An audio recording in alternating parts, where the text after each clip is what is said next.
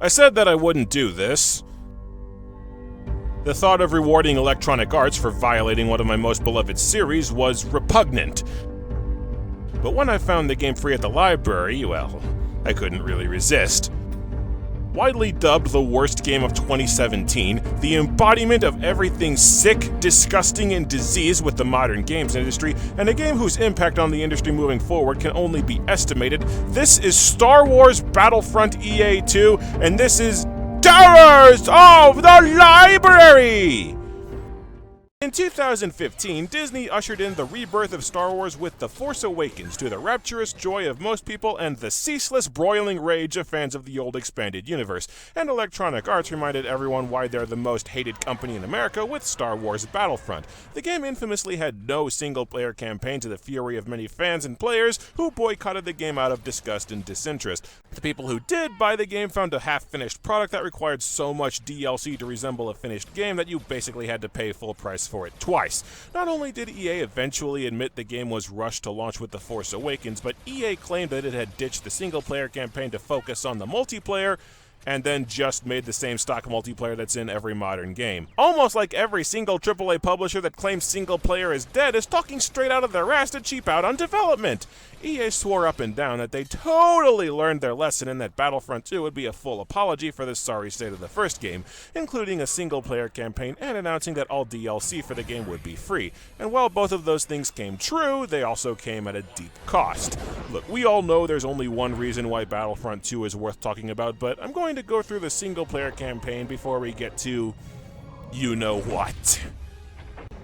I'm going to start with this because it baffled the hell out of me. When I first put the game into my PS4, I was told that it needed 20 hours to install updates. I let my PS4 sit for 2.5 days, and when I went to start the game, all the updates had installed, and then I still had to wait another half hour for the game to finish installing.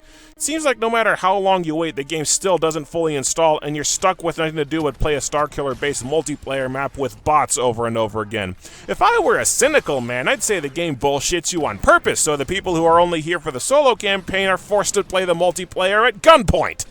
Honestly, the solo campaign just feels lousy. Every gun seems to need to reload, or cool down in this game, after firing maybe a dozen shots. It seems no matter which gun you use, it forces you to stop every few seconds. Most of the guns feel identical, with only minor changes to their firing modes. They're all variations on basic blaster, and you can only carry one real gun at a time. You do get one interchangeable sidearm, but I think the only weapons you can put in the side slot are shotguns and slow-acting sniper rifles, neither of which are particularly useful very often. So yeah, one gun that deals little damage, has to stop and reload constantly, and feels identical to every other gun you've tried is all you get for most of the game. Thermal detonators, i.e. grenades, have zero blast radius. You throw a detonator and if an enemy isn't directly standing on it, nothing happens. But then enemies chuck detonators at you constantly, which you can avoid by taking 2 steps to the left, so I guess it all balances out. About the only noteworthy gimmick to the shooting is that you have 3 ability slots that you can fill with powers that are unlocked as you go through the game.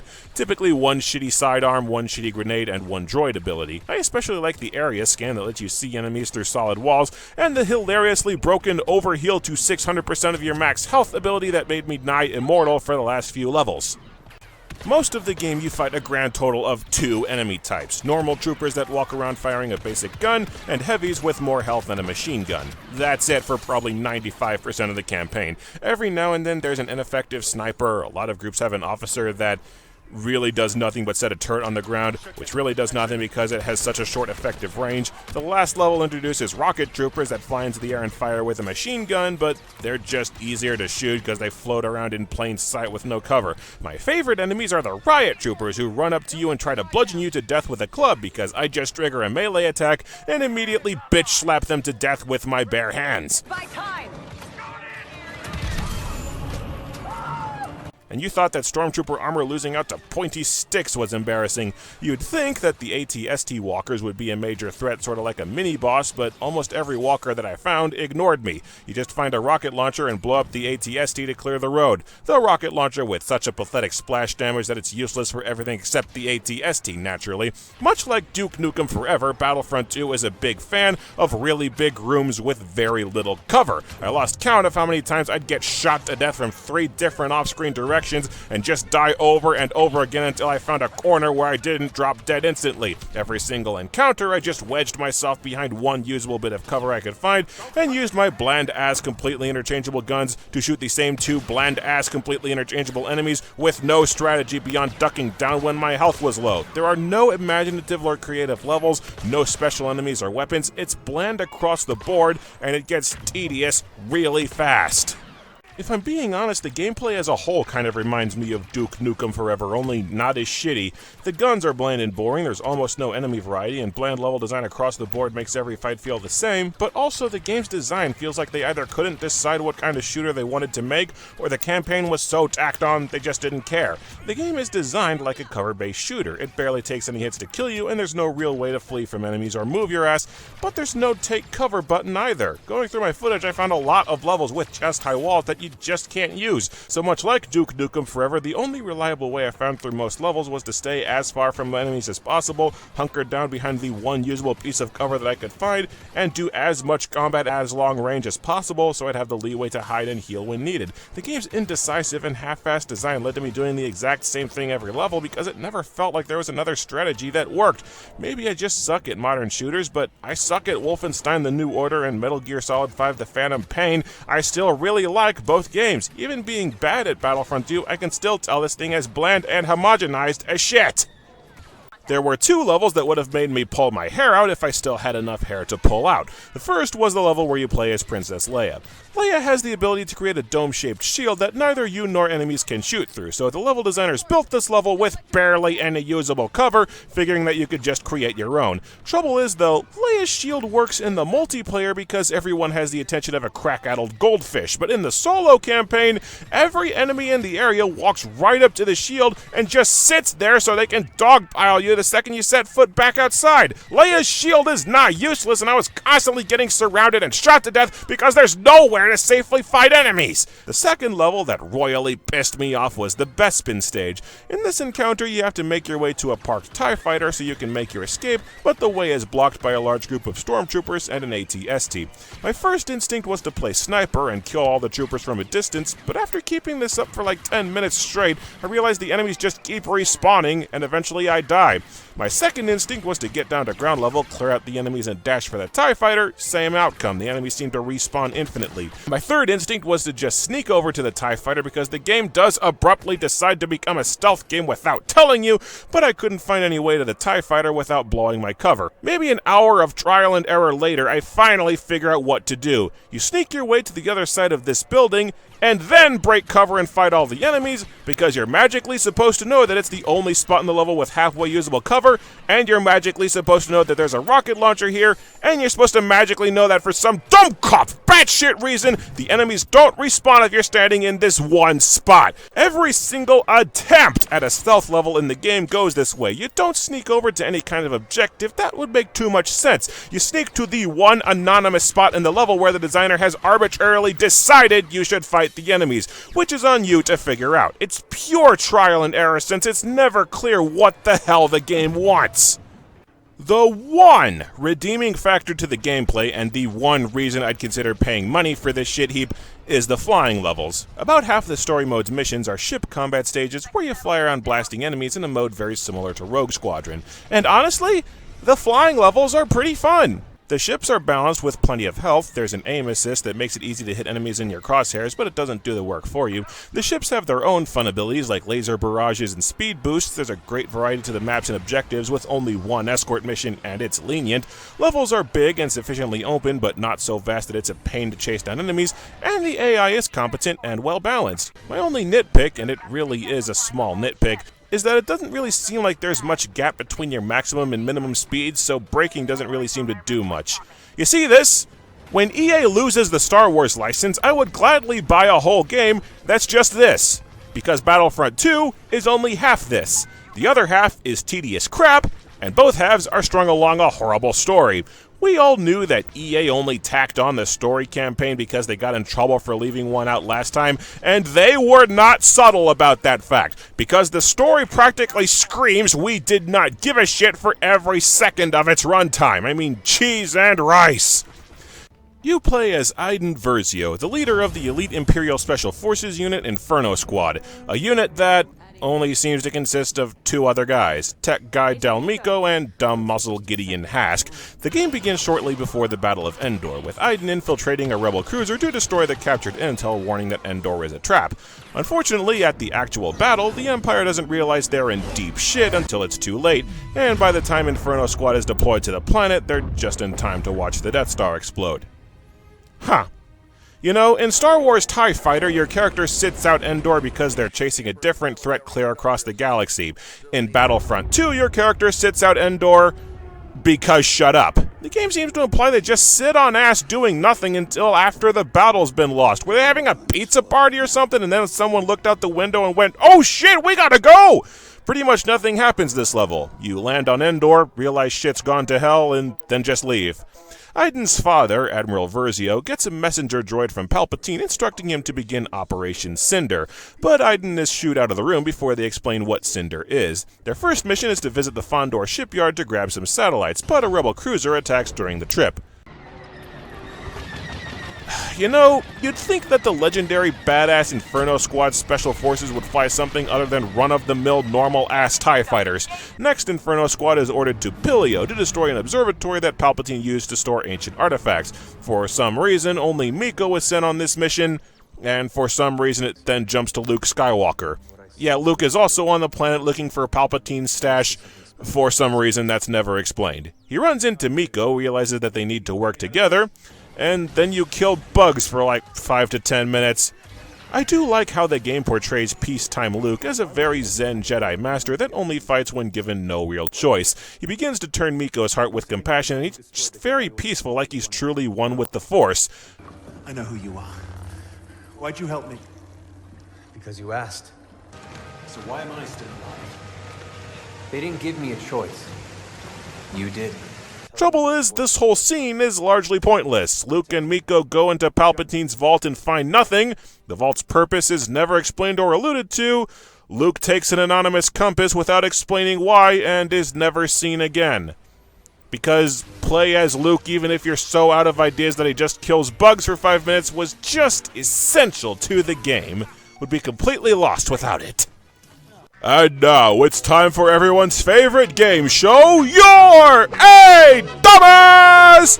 Contestant number 1 this beautiful day is Moff Wraith. Moff Wraith is the commander of the Star Destroyer that gets sent to pick up the Cinder satellites. He keeps ordering Iden to blow up a key Imperial shipyard to make the mission go slightly faster, rejects retreating as a coward's move despite being badly overmatched, and pulls rank to shoot down every single one of the trained commando Iden Versio's battle orders. Typical obstructive bureaucrat who can't tell his ass from a hole in the ground. Congratulations, Moff Wraith! You're a dumbass!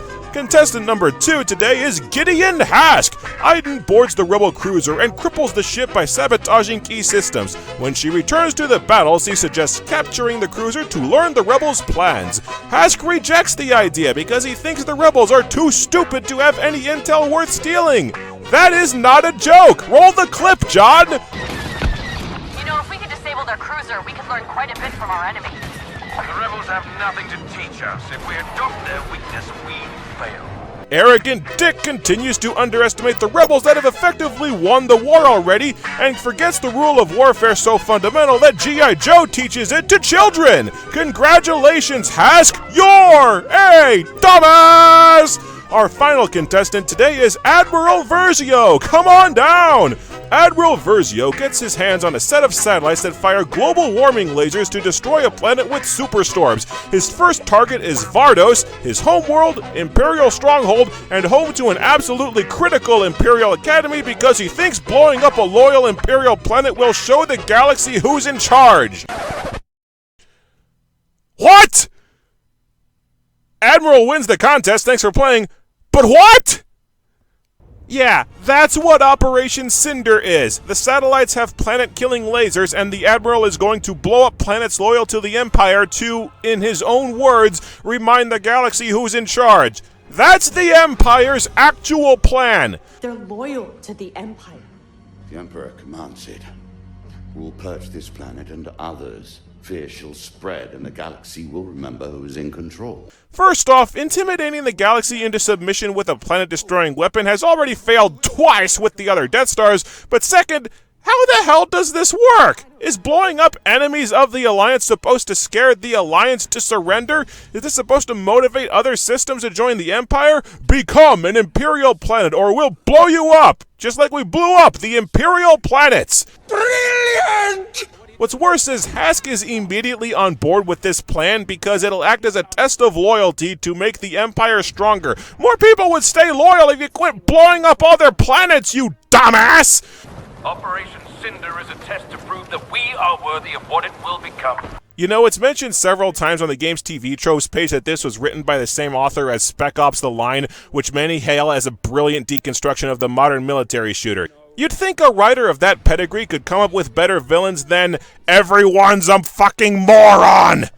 So Aiden and Miko, being the only Imperials in the entire game with 2 brain cells to rub together, defect to the Rebel Alliance and are immediately accepted into the Rebel ranks. Lando even personally invites them to join Princess Leia to stop a Cinder attack on Naboo to demonstrate their loyalty. So the game was marketed exclusively around a story where you play as the Empire, and exactly 1/3 of the way into the campaign, the main characters change sides to turn it into a bog-standard Star Wars story.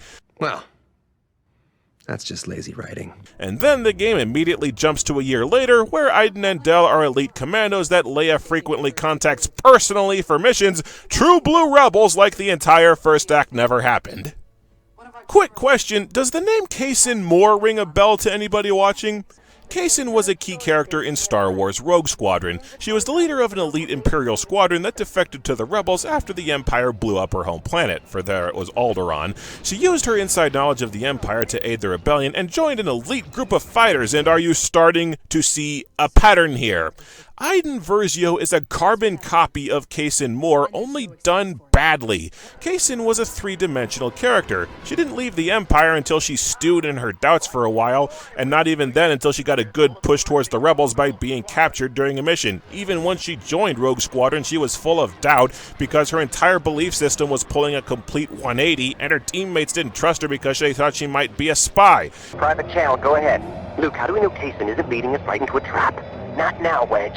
In other words, Kaysen had a little something called character.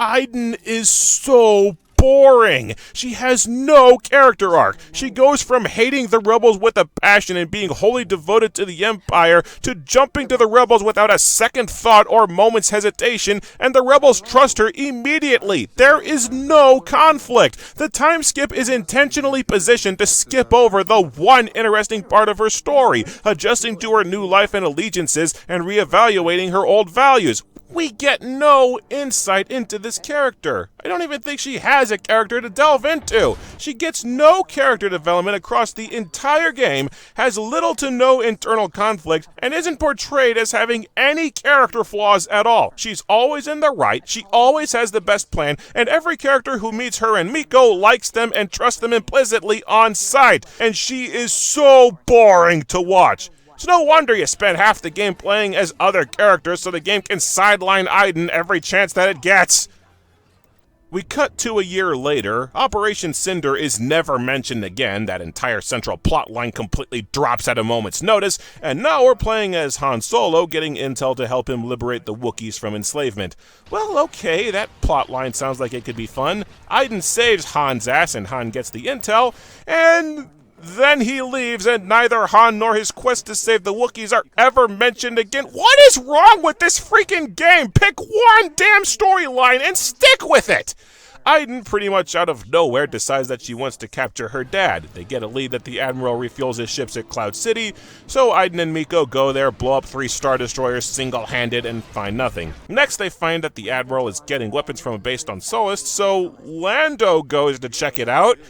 Yeah, despite the fact that Lando is a general and vastly outranks Aiden and he has zero reason to be there, Aiden can still order him around and bitch him out because main character powers, and they also find nothing. About the only character in this game that I actually like is Shriv, this blue alien rebel soldier who just dryly snarks at pretty much everything that happens and gets the bulk of the game's funny lines. Hey, can you move? Your cape is in my way. Then what's our cargo? One desperate Duros and a ridiculous man in a cape. If I die here, I'm glad you will too. Well, thank you, buddy. So now that the game's wasted an hour and a half with 3 consecutive filler levels, Aiden gets a call that Rebel and Imperial fleets are massing at Jakku. For no reason. You spend a level just fighting random Imperials, and then Admiral Versio and Hask show up for the final boss fight. This entire climax comes completely out of nowhere without a single scrap of build-up or foreshadowing. You can almost hear the writers going, "Screw it, we hit 4 hours, we're done." The Hask boss fight is friggin' annoying. He takes several minutes of concentrated fire to kill, despite the fact that he's clearly flying a TIE interceptor made of tinfoil and hot glue, and the fight goes on for ages despite not being that hard. He's also the only boss in the entire game. You shoot Hask down, there's a really anticlimactic final level where you get inside Admiral Versio's Star Destroyer. Aiden's dad tells her that he deserves to die because he's too stupid. Again, that is not a joke. You saw the Empire's weakness and refused to let it consume you. That's why you're leaving here without me. Deserves better than this. No, I don't, but you do, Aiden. The entire battle just kinda ends and Miko and Aiden get together. Okay, it's about what I expected. 4 hours long, main characters get together, at least I can finally move on to another— Wait, we're still going?! So, out of nowhere, it cuts to 30 years later. Hask is somehow still alive and captures Miko. Kylo Ren interrogates Miko because he somehow knows where the Force Awakens map to Luke is hidden. Hask is working on his own project, Resurrection. He shoots Miko, and that's where the game ends. Okay, why? The game was over! Bad guy's dead, good guy's boned. That's as close to a complete resolution as this story is going to get. So then they cut in a completely pointless epilogue that ends the game on a piss-awful cliffhanger? What were they thinking? The game's campaign was left blatantly unfinished for weeks until the Resurrection DLC was released. The official explanation was that the last levels had to be held back because they contained spoilers for The Last Jedi. An excuse that turned out to be horse crap. I mean, the epilogue levels spoil that the Resistance evacuates their main base, but that's literally the first thing that happens in the movie. It turns out Project Resurrection is the First Order's program for raising stormtroopers, the same project that created Finn. And of course Hask is the guy in charge of it because, good lord, we haven't made these useless characters vital to all of Star Wars enough yet. Aiden, Shriv, and Aiden's daughter Zay investigate Miko's disappearance. And lest you think motherhood would give Aiden an interesting character arc, this ain't God of War. Zay is also a boring, flawless super soldier with no personality, and every interaction they have is just barking orders like regular soldiers. They kill the traffickers that take kids for the operation and track Hask to Vardos, only to get shot down and run away. This level is crazy easy because for some reason the First Order and traffickers fight each other and largely ignore you. They sneak aboard Hask's Star Destroyer, find and steal the schematics to the First Order Dreadnought, sabotage the destroyer. Hask gets a super abrupt and anticlimactic death scene because he was such a nothing character, and Aiden gets shot and dies because I guess my droid forgot about that healing power I've been using the whole level. Zay and Shriv head to the Resistance base where, sight unseen, Leia sends Zay to rally the Resistance's allies in the Outer Rim. If you've seen The Last Jedi, then you know this is the single most important mission that Leia could have assigned to anyone in the Resistance. Leia hinges the fate of the entire galaxy and the outcome of the entire war on this chick she's never met, never seen, never spoken to, and doesn't even know the very first thing about, because I guess Zay inherited Aiden's Mary Sue powers when she died. Now, the game ends. Resurrection has barely any story and shitty levels. There was absolutely no reason to extend the game past its obvious stopping point other than making the game 6 hours long instead of 4. If I were a cynical man, I'd say EA only extended the story to crowbar these pointless, boring-ass characters so they're supremely important to the sequel trilogy. In case it slipped your notice, Hask and Miko are single-handedly responsible for the entire plot of The Force Awakens, because without them, Kylo Ren wouldn't have found the village in the opening. Aiden is single-handedly responsible for the entire plot of The Last Jedi, because without her intel, Poe wouldn't have been able to stop the Dreadnought at the start of the movie. And judging by the way The Last Jedi ends, it's highly likely that Zay is critical to setting up Episode 9. And sweet crap, is that all obnoxious! Battlefront 2's main story campaign just sucks. The levels pivot between dull and broken due to lazy level design and a clear lack of testing, and the story is a complete mess. Almost every plot thread is aborted with no resolution, the plot completely starts over about 3 times, the epilogue is completely pointless when it's not being infuriating, the characters are flat and boring across the board, and to make matters worse, if you're not familiar with 3 very specific books, the plot makes no sense at all. Yeah, if you want to have any idea what in the high holy hell Operation Cinder, Han's quest to free the Wookiees, or the Battle of Jakku were about, you have to look up the 3 Aftermath novels as research without a single hint that they're required reading. Short version, Operation Cinder was a mass suicide order instructing the Imperial Navy to blow up every Imperial planet because Palpatine wanted the entire Empire to die as punishment for letting him get killed. He counted on his men being too blindly loyal and stupid to question their batshit orders, which is why the Admiral and Hask spout total bullshit rather than consider for 1 second that they might be wrong about anything. The Battle of Jakku was the last phase of Palpatine's contingency, massing the remains of the Imperial fleet to Jakku to draw out the Rebel fleet, and then using Sith artifacts on Jakku to blow up the planet and kill both sides. But again, none of this is implied at all by the game itself, so the plot makes no sense and amounts to nothing. Against my better judgment, I gave the online multiplayer a try, since that's the entire reason these damn games are made in the first place. I spent a few hours playing the space combat and the ground combat multiplayer modes, and honestly, I just didn't feel anything. I fly around going for any nearby enemy I can find, or making a pass at the objective. Sometimes I get a few good shots and kill an enemy, but inevitably I just get shot from off-screen and die, or I start shooting a target, come to find out they have way more health and I get killed. The cycle of trying to hit someone and dying continues until the game ends. One team wins largely independent of my actions, the same players get the top scores every time, and then the exact same game starts up again. Same experience for the ground combat, with the added benefit of wandering around largely empty levels hoping I find somebody to shoot before I get ambushed and killed. The ground combat also has the benefits of spawn camping, getting slaughtered in seconds by hero characters with instant kill attacks, or dying in seconds because an enemy walker can blister the field with heavy weapons fire, to where you spend more time waiting to respawn than you do actually playing. I just run around, try to kill someone, die, and repeat. Even the few times that I did moderately well, contributing to the objective or getting a few kills, at best I was completely disinterested, and at worst I was bored out of my mind.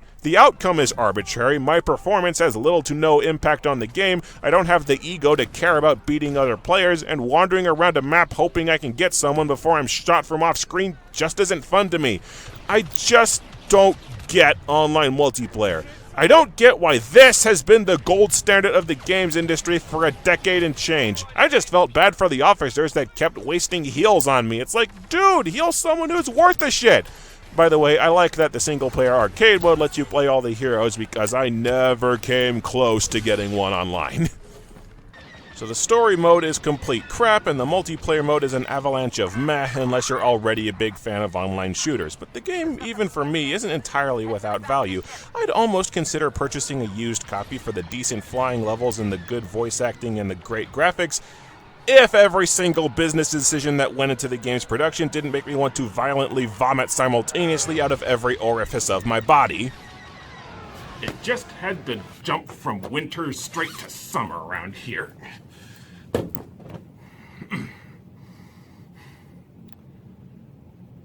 So the loot boxes.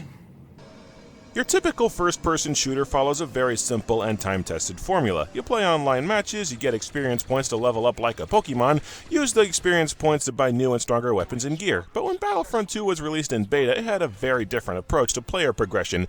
Instead of earning XP, you earned credits, and instead of using the credits to purchase the upgrades that you wanted, you used them to buy a loot box, a crate with a few random upgrades inside. Every single time you went to buy upgrades, the items that you got were completely randomized. You often got items like victory poses that were completely useless, items for classes and characters that you never played, or items that were duplicates of crap that you already had, and thus completely worthless. There was no way to just buy the shit that you wanted. Every single item drop was determined by a glorified slot machine.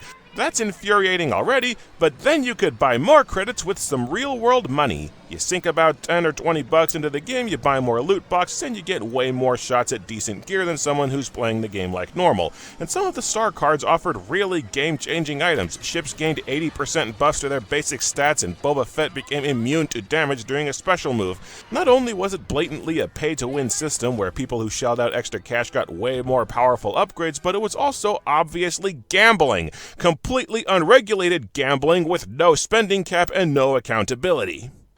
Battlefront 2's entire multiplayer was designed from the ground up to sell microtransactions. You'd bust your ass to get useless upgrades, have to spend extra money for additional upgrades if you didn't want to get curb stomped, and because all upgrade distribution was randomized, you'd still get useless items even if you sunk in more cash. It was designed to perpetuate an endless loop of getting your ass kicked, buying loot boxes, getting shit, and then buying more loot boxes. This exact monetization system is in countless free-to-play mobile games, but the difference is that Battlefront 2 has a $60 entry fee. You want me to blow tons of cash on randomized upgrades that I need to play the game after I already gave you 60 bucks to play in the first place? Fuck you! And I know somebody is already out there typing a comment reading, "Why are you badgering on about this? I don't buy loot boxes. This doesn't affect me." Yeah, EA doesn't care if you buy loot boxes. They care that whales buy loot boxes. A whale is what the video game industry calls a customer who blows hundreds to thousands of dollars on a single video game through microtransactions. Often it's someone who's prone to addiction or a child who doesn't understand money and has their parents' credit card. A BioWare employee stated in an interview that they've seen people spend $15,000 on multiplayer cards for Mass Effect. It's piss easy to find stories of children racking up $10,000 worth of debt on their parents' credit cards buying loot boxes in FIFA, both games owned by EA incidentally, and I remember reading the story of a man whose family left him because he had a massive loot box gambling addiction in an online Final Fantasy game. Video game companies continue to push loot boxes, completely torpedoing their game's progression systems and enraging players because they make a damn mint preying on vulnerable children and gambling addicts, people who have and will blow thousands of dollars on one video game out of uncontrollable impulse or because they don't know any better. Hell, EA made $1 billion the first quarter of this fiscal year pretty much entirely off loot boxes in FIFA. And that's before you get into the fact that AAA companies hire actual psychologists to make loot boxes more addictive. Activision has been caught filing patents on ways to rig matchmaking to shill loot boxes even harder, or that Battlefront 2 is living evidence that the existence of loot boxes makes the whole game worse whether you buy them or not, because the entire game is designed to shill them at the expense of people who don't buy them. After the initial tidal wave of Backlash, EA retooled Battlefront 2's progression system. They didn't get rid of the gambling or fix the pay-to-win system, they just made the star cards slightly less powerful and hoped that people would shut up. The second round of beta testing added the rest of the game's hero characters, with many characters needing to be unlocked with credits, the same credits that you need to purchase loot boxes. It was quickly discovered, and then went viral, that it took 40 shittin' hours of grind to unlock Darth Vader! And then another 40 hours to play as Luke. Again, purchasing nothing else with your credits in the meantime. EA took to Reddit to try and run damage control, claiming that the franchise's main characters took forever to unlock to create a sense of pride and accomplishment, and to give players choice. Yeah, player choice. We made a god-awful game where you can either play one mode for a full-time job's entire work week to get one character, or you can pay us money to skip over the shitty parts that we threw in on purpose. That pride and accomplishment post shattered the record for the most downvoted Reddit post in history, and EA eventually patched the heroes so that it only took 10 hours apiece to get Luke and Vader. And in the same update, it also slashed the reward for completing the campaign, seemingly just out of pure spite. Just as a quick little side note, Electronic Arts has a free app game called Star Wars Galaxy of Heroes where you collect Star Wars characters, level them up, and form teams to fight and complete missions. It's perfectly playable without spending cash, even if grinding new characters is often an exercise in patience, and it also has loot boxes. The day after the viral Reddit fiasco, EA gave every player of Galaxy of Heroes a completely free, fully unlocked Kylo Ren, claiming that he was a gift from Battlefront 2. EA gave away a completely free, high-tier character, something they haven't done before or since for any other character, because they were just that desperate for good publicity. and the free Kylo Ren did me no good because mine was already maxed out. Also, when the first EA Battlefront game was released, Galaxy of Heroes added that game's Magma Trooper as a playable character. He was mediocre when introduced, and he's nearly useless now, but he's still there for brand synergy. Nobody from Battlefront 2 has been added nor is set to be added in the future. Battlefront 2 is so bad, EA's other games are ignoring it. One of EA's CEOs tried to defend the pay-to-win loot box bullshit system by claiming that they had no choice but to build the game as pay-to-win. They couldn't use the loot box system for cosmetic items like Overwatch does because it would break the Star Wars canon, saying that nobody wants a pink Darth Vader. 1, that argument assumes that the game needs loot boxes at all. 2, cosmetic items were the entire basis of progression in EA's first Battlefront game, so what changed now? 3, they're arguing faithfulness to canon in a game where Darth Maul can fight Rey at the Battle of Endor. 4, people dug into Battlefront 2's code and found that the game already had a bunch of cosmetic items built in that just weren't turned on. And 5, within a week of this blitheringly stupid excuse, somebody modded a pink Darth Vader into the game, and he was fabulous! It didn't help EA's public image that while this train wreck was still ongoing, EA closed Visceral Games, the studio behind Dead Space. Visceral was making a single-player Star Wars game in the mold of Uncharted, which has seemingly been cancelled for yet another online shooter. EA continues to claim that nobody wants single-player games despite games like God of War disproving that claim several times over. It's not that single-player games are in low demand, it's that multiplayer games make way more money by exploiting their players with microtransactions, so the big 3 publishers don't want to make anything else. Sometime before the game's public launch, Disney executive Jimmy Pitaro called EA personally. The exact conversation is unknown, but Disney basically threatened to cut EA's dick off if they didn't remove the microtransactions and quit damaging the Star Wars brand. Because to quote the most hated film in the franchise, there's always a bigger fish.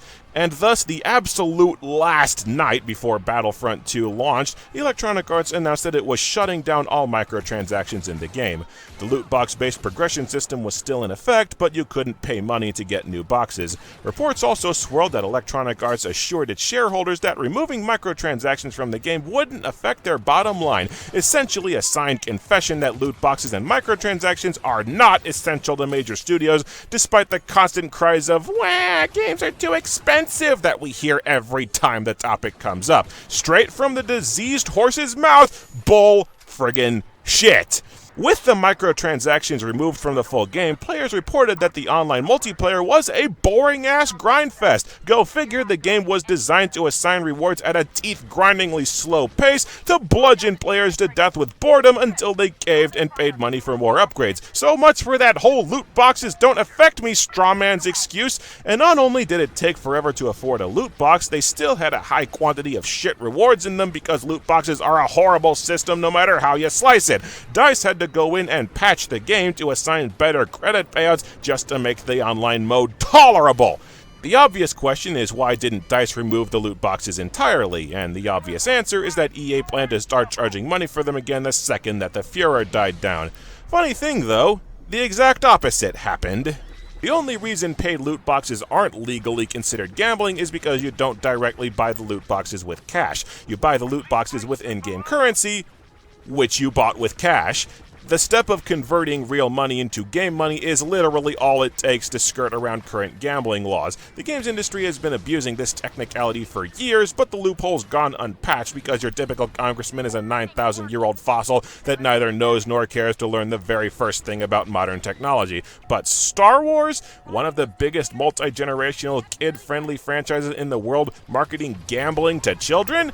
That was too juicy a headline to pass up. It got big enough that the media got a hold of it, it got big enough that officials got a hold of it, and now governments the world over are looking into the game industry's dirty little secret. Australian and French governments are investigating loot boxes to see if they constitute gambling. South Korea sued a game developer over loot boxes. Loads of European countries are launching studies into loot boxes. The Netherlands have ordered 4 undisclosed games to remove their loot boxes because their items can be sold for real money, and apparently PlayerUnknown's Battlegrounds was on that list because they disabled the ability to trade in-game items recently. Belgium flat out ordered Overwatch, FIFA 18, and Counter-Strike Global Offensive to remove their loot boxes or face heavy fines or jail time, and Belgium happens to contain the capital of the EU, so their say is kind of a big deal. Leading the charge in America is Hawaii State Representative Chris Lee, who publicly called Battlefront 2's initial form an online casino deliberately predatory to children. Later, he announced that 5 other states have joined the charge, and if I'm not mistaken, draft legislation is going through Washington to investigate online games as we speak. And it's all thanks to EA's reckless greed. A Star Wars game was going to make buckets of money no matter what, but EA wasn't satisfied with buckets of money. They just had to shove gambling into a Star Wars game under maximum media attention, and now they've gotten caught in the most public arena possible. Take a bow, you dumb, greedy, dumb bastards. In mid-April of 2018, Battlefront 2 was updated to finally strip out the game's loot boxes. Now you earn upgrades with a basic leveling and XP system like any other shooter, and there are microtransactions, but only for those cosmetic items that EA said they couldn't include because of canon. Now every player has every hero character unlocked automatically, which means it probably sucks to be that guy who spent 10 hours grinding for Luke and Vader. As I was touching up this script, leaks have circulated that EA is gearing up to abandon Battlefront 2 because it doesn't make as much money as games with loot boxes, similar to how Mass Effect Andromeda was abandoned last year. EA is still pressing forward with loot boxes in its other games, doubling down on FIFA 18 and saying that it'll convince the Belgian government to let them slide. Battlefront 2 on its own is an exceptionally mediocre game, but its legacy as a massive symbol of industry slime and the epitome of corporate greed will forever outshine the rest of this miserable crap heap of a video game. One of the dumbest excuses I've heard for why we were supposed to cut EA a pass and buy Battlefront 2 anyway was, we have to buy Battlefront 2, there aren't any other Star Wars games. To which I respond, my ass there aren't! You want a Star Wars flying game? Go to the PlayStation 4 store and buy Jedi Starfighter. Then go to Steam and buy X-Wing, TIE Fighter, X-Wing vs. TIE Fighter, X-Wing Alliance, and Starfighter. If you're desperate, there are free-to-play amateur apps called X-Wing Flight and Darkside on Google Play. You want a Star Wars shooter? Steam has the entire Dark Forces and Jedi Knight series, Republic Commando, and the good Battlefront games. You can play them anytime, and that's all before all the old games you can buy in physical form like the Rogue Squadron trilogy, Battle for Naboo, Shadows of the Empire, the Clone Wars. You could damn near play a new Star Wars game every week. You don't need to scrape and plead to justify EA's behavior or give their shit a free pass out of fear you won't have any Star Wars games. There will always be good Star Wars games. We don't have to take EA's bullshit. Let it die and hope to the King Hell God Emperor Starfighter of Death that Disney ganks the Star Wars license from them. The sooner EA is forced to quit making Star Wars games, the better off we'll all be.